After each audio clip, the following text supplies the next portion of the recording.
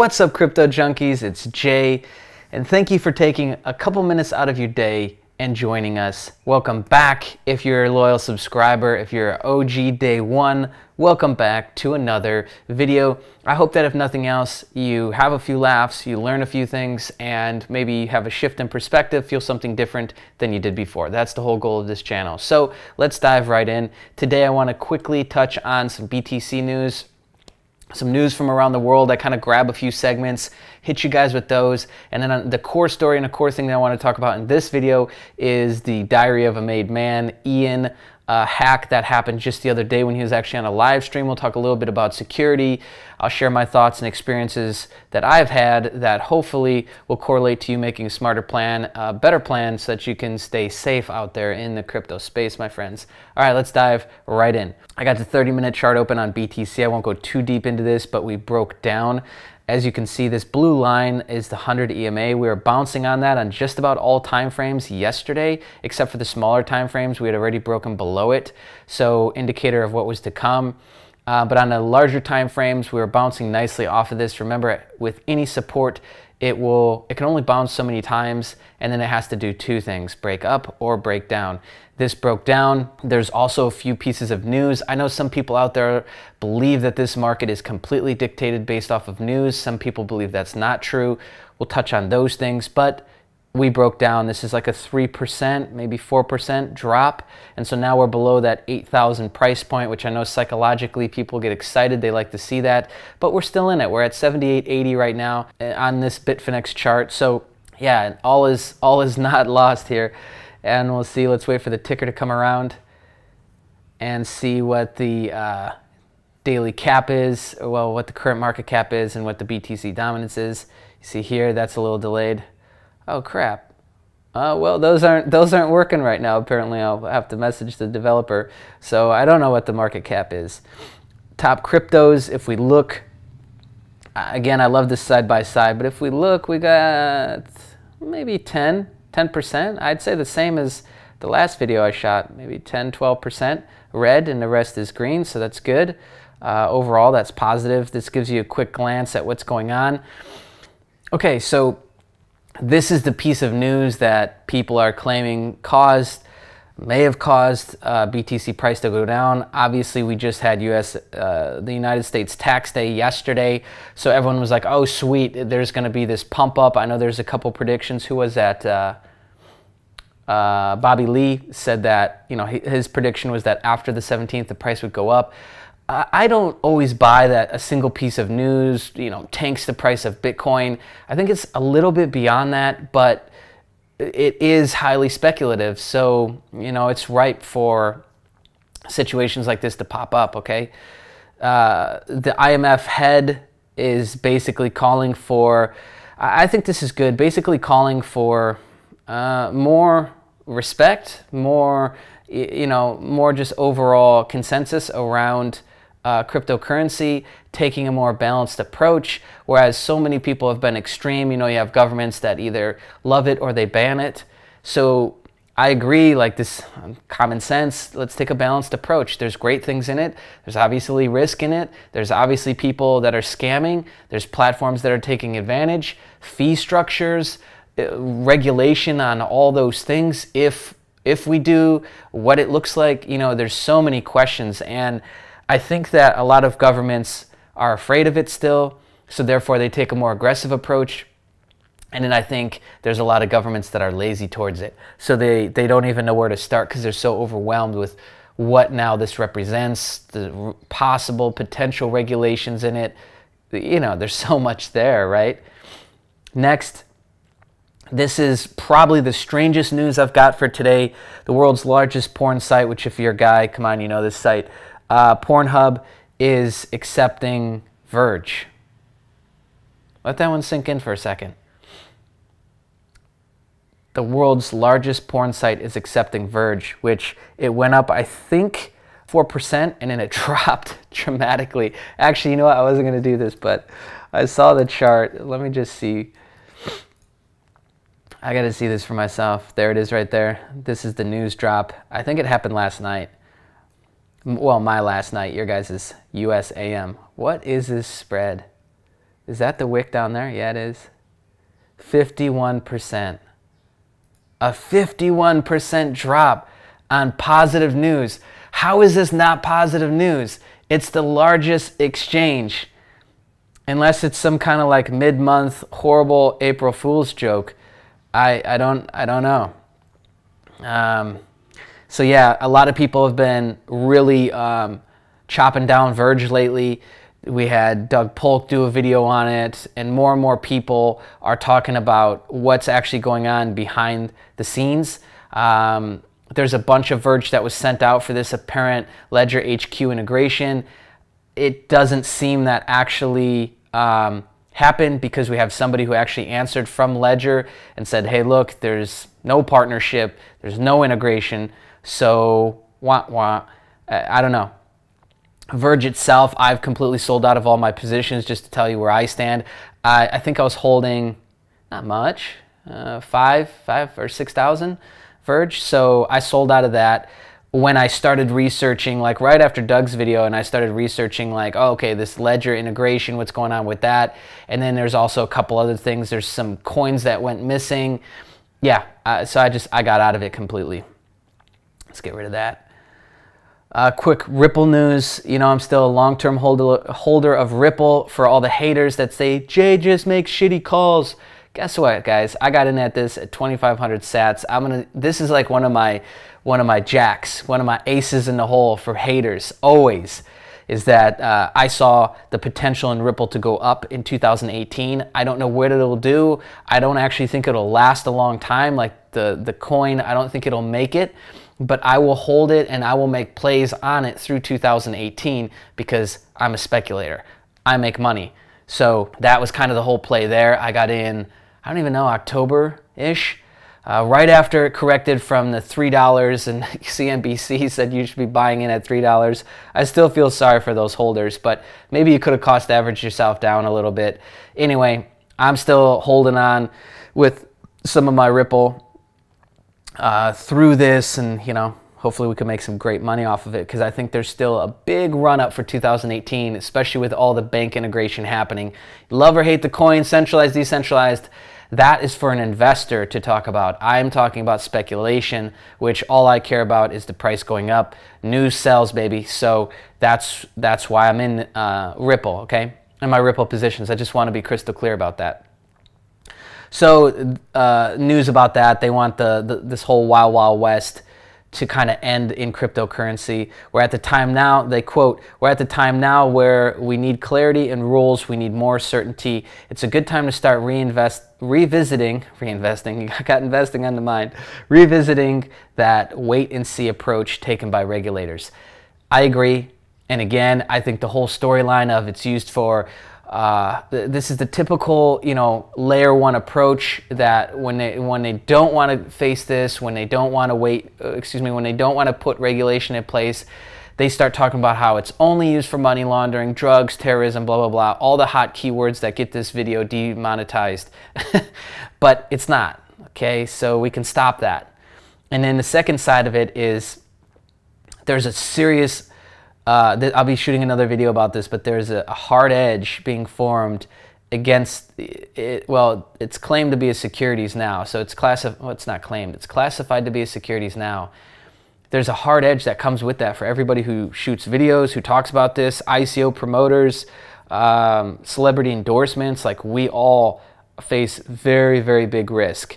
And I actually shot this in a video that's unfortunately not going to make it to the channel, so I'll shoot another one. But there's a serious crackdown happening because they can get away with it. From a regulatory standpoint, it's classified as a securities, which means we have to follow those laws, and then it means blah, blah, blah.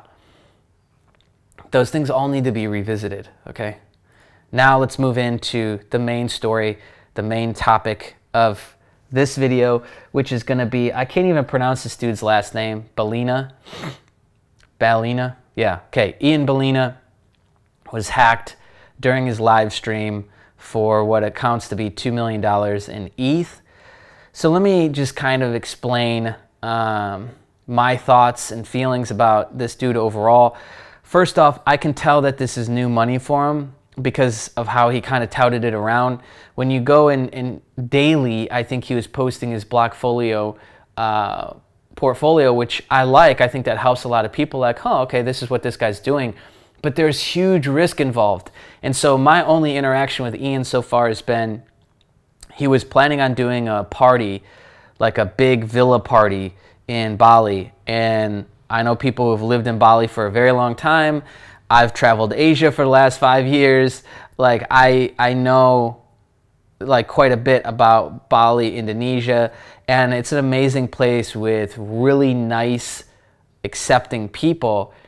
It doesn't matter where you are in the world. You're a guy who is touting himself as a crypto millionaire, and you can have, you know, all the security in the world, but you run a risk now. You're putting a bullseye essentially on yourself. And I know that game. When I first, you know, made millions of dollars, I was such a dickhead. I was probably beyond that, but I did the same stuff. Like, I validated myself in my success. You know, that was like the thing that I used to promote myself. Oh, I'm a millionaire now, yay. And I, like I said, I seek validation in that. So anyways, he's talking about this. I said, look, you know, you should probably have a bunch of security there. You might not even want to do this because you're a target. And he responded back like, hey, relax, it's Bali. I have security there. Well, my assumption is that he had standard villa security, which those guys are hit and miss. You know, you have some that are really, really dumb, and you have some that have a good heart. So anyways, it seems like the event went unscathed and it was all good. But like the next day, he posts pictures of him like at a gun range, like, don't mess with me. And that was further validation, like, hey, look, I'm strong, I can take care of myself. And come on, like, everybody knows that that was just posturing. So just admit to yourself that you're not the guy who's willing to, like, if you were to get, you know, stood up or held at gunpoint, to like make a move and get yourself out of that. If you're not that kind of person, then you need to accept the risk that you run, and you need to accept the fact that somebody could either hold you at gunpoint or do some social engineering and reverse engineer your life and steal your shit, because you are out in the public. And it's not that you're out in the public, it's that you're out in the public talking about how you're worth millions, you're making millions. That's the thing. You have people all over the world that are suffering, that don't have millions. They think millions will fix their problems. So you become a bullseye, you become a target.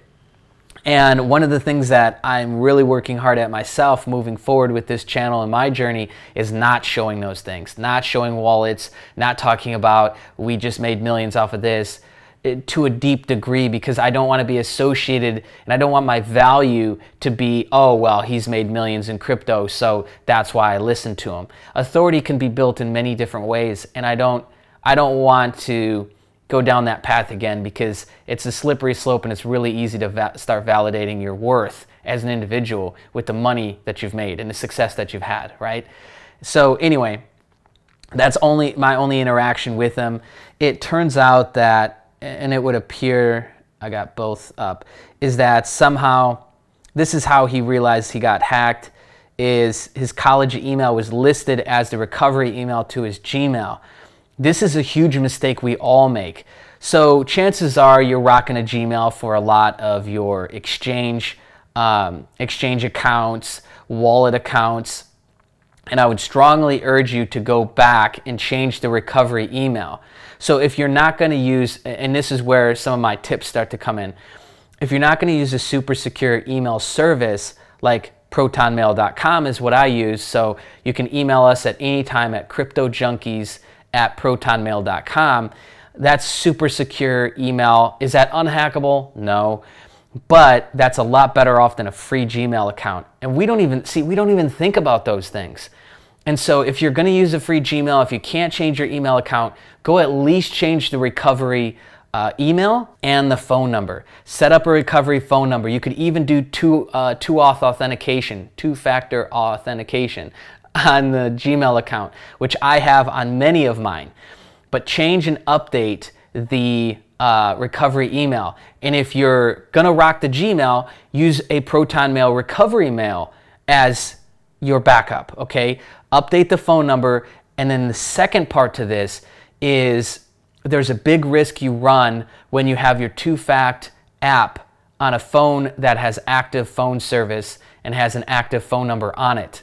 So my suggestion would be, whatever phone you have the two-fact on, yank the SIM out, no more phone number, just use it as like literally a Wi-Fi phone. And then you could take that a step further and you could separate on multiple phones. None of them having phone numbers, none of them having phone service at all. You just hook up to Wi-Fi and you have your two-factor authentication split up between two phones. Why would we want to do this? I think it's fairly obvious, but I'll kind of walk through it. You lose a phone gets stolen, then maybe only half of your wallets are hooked up to that, and you don't have to go through the headache, hassle, and possibly risk, depending on, you know, other things that you've got set up. So that's why you would do something like that. But understand that these people aren't being hacked because there's like these world-class hackers. These people are being hacked from people's social engineering. You're sharing enough, we're all sharing enough now on social media that they can reverse engineer your life. Oh, Ian's in Bali. Okay, he's using a Gmail account. They could have easily went and signed up for his webinar, which he does. So he basically sells information products. And I think that's why he gets a lot of hate. Ty Lopez, James Altucher, same thing. Anybody who's really good at marketing will always get a lot of hate in a marketplace, because the marketplace, when they see these new guys moving in, one, they recognize the underlying thing going on here is they know they suck at marketing. So what we see in crypto is we see the OG guys, they know they suck at marketing, they'll never do that. So they attempt to take this really aggressive stance and attack the people that come in, the marketers that come in, even though they bring with them tens, if not hundreds of thousands of new people to the space, which helps the OG crypto guys fulfill their orders, because obviously more dumb people are coming into the market, more clueless people are coming into the market, and they're the guys that are filling your orders. So it's like you can't complain about this because it's feeding you. So you don't shit where you eat. It's obviously a fundamental lack of understanding of what's going on in the economics of the market, okay? This guy sells digital training products. Great, I do too. We'll do way more in the future. I'm sure I'll get way more hate than I do now, but that's okay. My goal is to help people, and my goal is to also make money. So this is one of the ways you do it. There's some irony here. His YouTube stream was called Hacking the System. In the middle of the YouTube stream, he was hacked.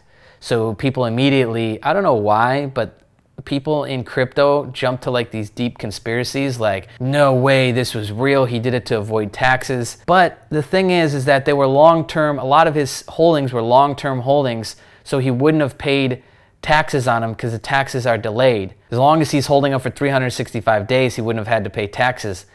Again, that doesn't really fit the storyline here. And there's proof that the money actually did come out of his 4 wallets. They're not listed here, but they bring it up at the bottom of the Cointelegraph here, is that on Reddit they're tracking, you know, the actually Ethereum wallet addresses, and they can confirm that the money is moved. Okay, so he really was hacked. And he thinks that the college backup email that was used on his Gmail was hacked because that he had access there to his Evernote account, which had the private keys stored in it, okay? I don't store in Google Docs, I don't store in Evernote, because I already know that that's probably a bad idea, all right? Storing on a text file, you know, writing down locally, these are ways that appear to be smarter at this point, but again, you know, you lose the notebook, and you lose it. So there's all these new risks that we're not used to, because with a bank account you can just go and, oh, I forgot my account number. Cool, they got you covered. So it's promoted sort of a lazy system. With crypto, you can't really be like that. And so that's where I think a lot of us are really falling into problems with it. But anyway, people are obviously making fun of him. Tons of shit stir going around. It's a conspiracy. He's faking it to avoid taxes. Then there's, you know, just people who don't like him, and everything in between, right? I don't fall in like, hey, I don't like this guy territory.